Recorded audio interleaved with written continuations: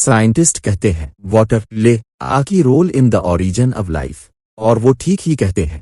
اور سائنس یہ بھی کہتی ہے کہ ہمارے جسم کا 70% حصہ پانی پر مشتمل ہے، جو کہ ہم پڑھتے بھی آئے ہیں that human body consists of 70% of water.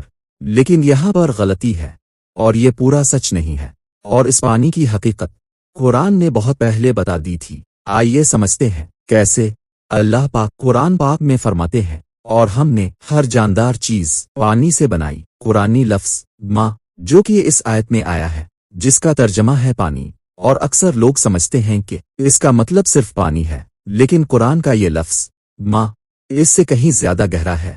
If I tell you the most precise and to the point meaning of this, then ماں کا مطلب ہے ہر وہ چیز جو ایکویس ہو، یعنی لفظ ماں صرف پیور واٹر یا H2O نہیں، بلکہ ہر فلوئڈ ٹائپ سبسٹنس یا چیز ہوتی ہے جو زندگی کا ذریعہ بنے۔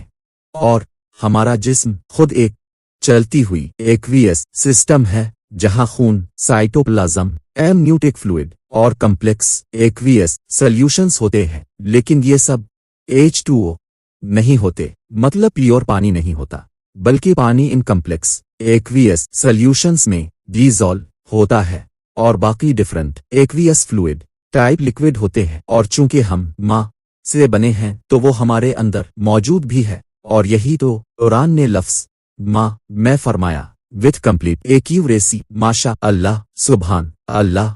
Science must use the word fluid اور aqueous solutions instead of water, and the knowledge that اللہ has given us in the Quran, it's very very very greatest rare and greatly super from our technology, intelligence and knowledge even till now.